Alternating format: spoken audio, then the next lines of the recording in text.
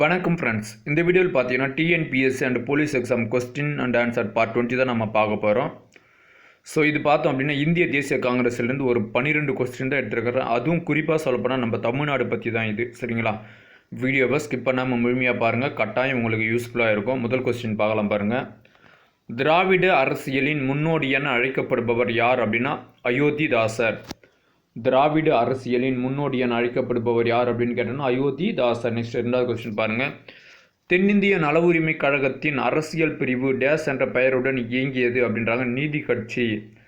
தென்னிந்திய நல உரிமை கழகத்தின் அரசியல் பிரிவு நீதி கட்சி என்ற பெயருடன் இயங்கியது. நெக்ஸ்ட் பாருங்கள் மூன்றாவது கொஸ்டின். திராவிட இயக்கத்தை தோற்றுவித்தவர் யார் அப்படின்னா அயோத்திதாசர். திராவிட இயக்கத்தை தோற்றுவித்தவர் அயோத்திதாசர். ஆக்சுவலாக இந்த தென்னிந்திய நல உரிமை கழகத்தின் அரசியல் பிரிவு நீதி கட்சி அப்படின்னு சொல்கிறாங்க. இது ஏன் வந்தது அப்படின்னு கேட்டோன்னா ஆல்ரெடி நிறைய பேர் கேள்விப்பட்டிருப்பீங்க.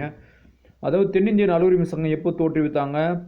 1916 நவம்பர் மாதம் 20ஆம் தேதி போல் தோற்றுவித்திருப்பாங்க. சரிங்களா? அவ்வாறு தோற்றுவிக்கப்பட்டு அவங்க என்ன பண்ணுவாங்க, இந்த 3 பத்திரிகை நடத்துவாங்க. சரிங்களா?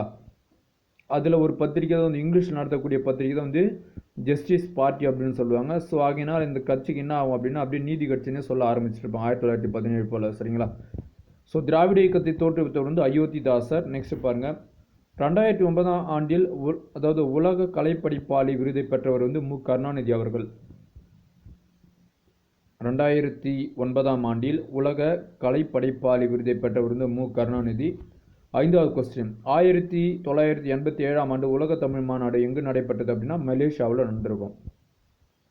1987ஆம் ஆண்டு உலக தமிழ் மாநாடு எங்கு நடைபெற்றது அப்படின்னா மலேசியா.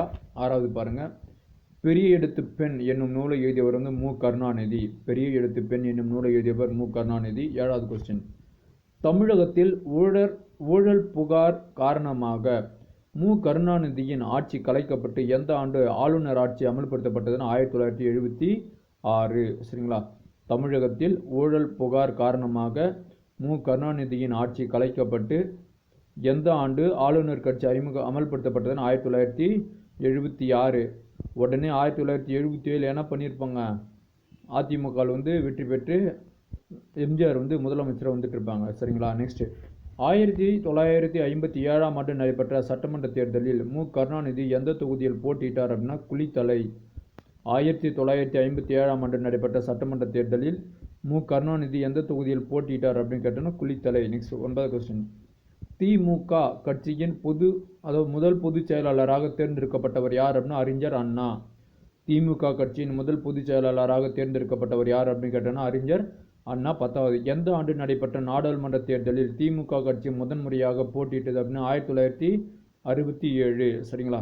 ஸோ யார், அதாவது அறிஞர் அண்ணா போட்டிட்டு இருப்பாங்க. அதுக்கேற்ற மாதிரி வெற்றியும் பெற்றிருப்பாங்க. ஸோ அவர் அறிஞர் அண்ணா 1969 போல் இறந்துருப்பாங்க. சரி, அது வரைக்கும் அவர் தான் சிஎம் இருந்திருப்பார். சரிங்களா? நெக்ஸ்ட்டு. எந்த ஆண்டு 7வது தமிழ் மாநில மாநாடு மு கருணாநிதி தலைமையில் கோவையில் நடைபெற்றது அப்படின்னா 1993. சரிங்களா? எந்த ஆண்டு 7வது தமிழ் மாநாடு, அங்கே தமிழ்னு வரணும். சரிங்க, தமிழ் மாநாடு மாநில மாநாடு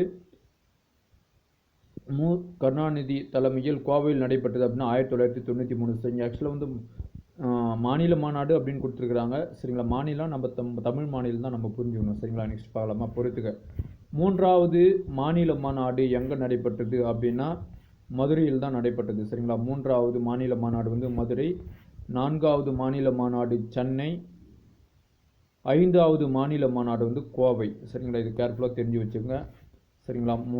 3வது மாநில மாநாடு மதுரை. மதுரை அப்படின்னு மூணு வார்த்தை தான் இருக்குது. 4வது மாநில மாநாடு சென்னை. சரிங்களா? 5வது மாநில மாநாடு கோவை. சரிங்களா? இது கேர்ஃபுல்லாக ஞாபகம் வச்சுங்க. சரிங்களா? ஸோ இந்த வீடியோ அவ்வளோதான். இந்த வீடியோ உங்களுக்கு பிடிச்சிருக்கு நான் நம்புகிறேன். இந்த வீடியோ உங்களுக்கு பிடிச்சதுன்னா மறக்காமல் லைக் பண்ணுங்கள். இந்த வீடியோ பற்றின தகவலை கீழே கமெண்ட் பண்ணுங்கள், உங்களுடைய ஃப்ரெண்ட்ஸுக்கு ஷேர் பண்ணுங்கள். இது வரைக்கும் நம்மளுடைய லோக்கல் தமிழ் டிஎன்பிஎஸ்சி ஷார்ட்கட் சேனலை சப்ஸ்கிரைப் பண்ணாதுங்க, ப்ளீஸ் சப்ஸ்கிரைப் பண்ணிக்கங்க. அப்படியே பக்கத்தில் இருக்கக்கூடிய பெல் சிம்பிள் ஒரு கிளிக் பண்ணி வச்சுக்கோங்க. இந்த வீடியோவை பார்த்ததுக்கு நன்றி. அடுத்து ஒரு வீடியோவில் சந்திப்போம். நன்றி.